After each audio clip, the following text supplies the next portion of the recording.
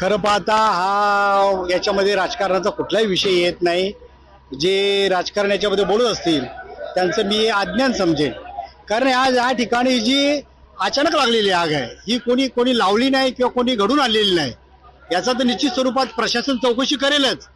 परंतु अशा घटनेमुळे जी घटना होते, आज आपल्या ऐरोलीला साजेसं असं नाट्यगृह होत असताना येत्या 2-3 महिन्यामध्ये त्याचं लोकार्पण सोहळा होत असताना आणि अचानक आग लागली, ही आम्हा रहिवाशांसाठी सर्वांसाठी किंवा नाट्य रसिकांसाठी अत्यंत दुर्दैवी घटना आहे. आणि या बाबतीमध्ये जर कोणी राजकारण असेल तर मला वाटतं ते एकदम फार चुकीचं आहे. हा त्यांचा अज्ञानपण आहे. कारण या ठिकाणी प्रशासन त्याच्या पद्धतीने काम करत असतं. जे कामं दिलेली असतात त्यांच्यासाठी या ठिकाणी कंट्रोल साईडवरती डेप्युटी इंजिनियर असतील, जेई असतील, एक्झिक्युटिव्ह असतील, यांच्या फेऱ्या होत असतात. आणि त्यामुळे मला वाटतं एकदम प्रगतीपथावर काम चालू होतं. आणि निश्चित स्वरूपात कोणाला जर घातपात वाटत असेल, कोणाला राजकारण असेल तर प्रशासन या बाबतीत निश्चित स्वरूपात चौकशी करेल आणि जे काय खरं ते सत्य लवकरच बाहेर येईल. परंतु आज या ठिकाणी जी आग लागली ती अत्यंत दुर्दैवी आहे. नशिबाने या ठिकाणी कुठल्या प्रकारची जीवितहानी किंवा झालेली नाही आणि सर्वजण सुखरूप आहेत. फायर स्टेशनचं मी अधिकाऱ्यांचं देखील तेवढं आभार मानेन की त्यांनी तात्काळ या ठिकाणी आपलं सेवा दिलेली आहे. इथं जवळजवळ 2 आणि आपलाच 4 टँकर आलेले आहेत आणि आग त्यांनी अगदी काही वेळातच त्यांनी या ठिकाणी आग विझवलेली आहे. आणि हे जे आगीचं जे पडसाद ऐरोलीमध्ये उमटलेलं आहे, अनेकांची अनेक प्रतिक्रिया आहे. याच्या बाबतीत निश्चित स्वरूपात प्रशासन बाबतीत चौकशी करून आपला अहवाल सादर करेल. यात दुर्दैवी म्हणजे आज या ठिकाणी नाट्यगृहाची आग अत्यंत दुर्दैवी घटना आहे. या ठिकाणी जेव्हा आग लागली तेव्हा प्रत्यक्षदर्शी मी या ठिकाणी आलो होतो. नुकताच मला मेसेज आला आणि फोन आला की त्या ठिकाणी तात्काळ पोहोचलो. आणि या ठिकाणी जी खालून आग लागली ती वरती वरपर्यंत गेली होती. आम्हाला देखील भीती वाटली होती की या ठिकाणी कुठली तरी माणसं वरती अडकलेली आहेत आणि जीवितहानी होण्याची शक्यता आहे. परंतु माणसं देखील आज या ठिकाणी सुखरूप खाली पोहोचलेली आहेत. आणि या ठिकाणी अग्निशमन दलाच्या अधिकाऱ्यांचे मी आभार मानले की तात्काळ या ठिकाणी त्यांनी आपले पाण्याचे पंप पाठवले आणि तात्काळ त्यांनी या ठिकाणी आग विझवण्याचा पूर्णपणे प्रयत्न केला आणि आग या ठिकाणी आता पूर्णपणे शमलेली आहे. परंतु या ठिकाणी मी पाहत असताना बघितलं की आज ज्यांचा ह्या नाट्यगृहाशी काही संबंध नाही ते देखील येऊन या ठिकाणी वेगवेगळ्या स्वरूपाच्या प्रतिक्रिया देत होत्या. मी पत्रकारांना विनंती करेन की आपण संबंधित नागरिकांची घेतली तर ठीक आहे. या ठिकाणी आज प्रभाग 4मध्ये असतील शिवाजीराव असेल, आमचे मनोज अदनकर साहेब असतील किंवा हेमांगी सोनवणे, ऐश्वर्या सोनवणे हे यांनी या ठिकाणी वेळोवेळी दौरा केलेला आहे. माझे दौरा देखील केला आणि काम अगदी प्रगतीपथावर आणि जोरात होतं. आणि निश्चित स्वरूपात या 2-3 महिन्यामध्ये त्याचं उद्घाटन होणार होतं.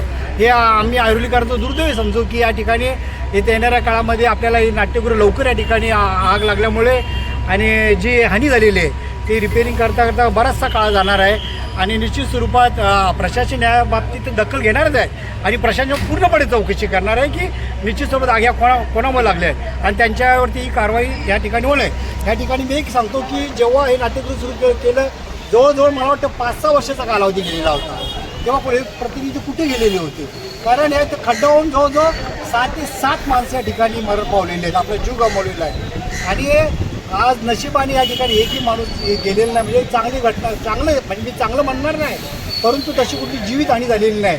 आणि निश्चित स्वरूपात या ठिकाणी प्रशासन त्यांच्या परीने पूर्णपणे चौकशी करेल आणि या ठिकाणी ऐरोलीकर नागरिकांना लवकरात लवकर नाट्यगृहाची सुधारणा करून लवकरात लवकर नाट्यगृह कसं सुरू होईल यासाठी आम्ही देखील या ठिकाणी आमचे पॅनलचे सर्व लोक या ठिकाणी नगरचे प्रयत्न करणार आहे.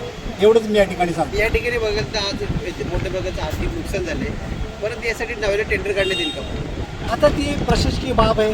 निश्चित स्वरूपात आत्ताच आपण काय सांगू शकतो किती नुकसान झालेलं आहे, काय झालेलं आहे किंवा ठेकेदाराच्या हलगर्जीपणामुळे झालं असेल तर ते ठेकेदाराला तो दुर्दंड आहे, त्याच्याकडनंच ते काम करून गेले. कारण त्या ठेकेदाराची पण तेवढीच जबाबदारी असते. त्यांनी आपली सुरक्षितता बाळगलेली आहे का नाही, कुठल्या स्वरूपाचं काम झालेलं आहे. आता हे चौकशीच्या दरम्यान निश्चित सर्व बाहेर येईल, त्याच्यानंतर आपण या बाबतीत बोलू शकतो. या ठिकाणी ठेकेदाराचं आर्थिक नुकसान भरून काढण्यासाठी नवीन टेंडर काढण्यात येईल असं म्हणतील का? मी आता तेच बोललो, ठेकेदाराचं ज्या हलगर्जीपणामुळे झालं असेल तर प्रशासन निश्चित स्वरूपात त्याच्याकडनं पूर्ण काम करू शकते. ठेकेदाराला इथं काय द्यायचा संबंध आहे. जर त्याची चुकी असेल तर निश्चित स्वरूपात हे त्याच्याकडनंच हे काम करून दिलं जाईल.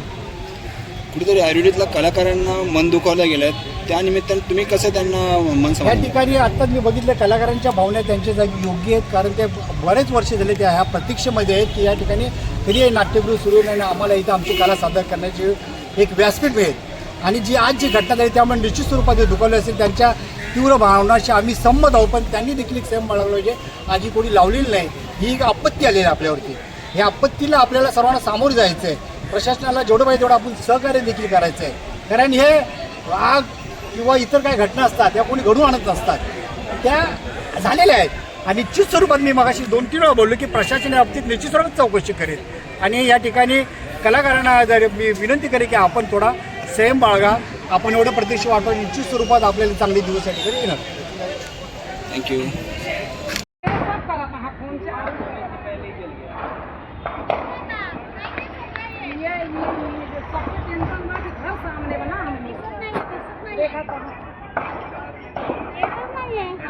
अरे किया भाभी फोन, उनको भी किया फोन.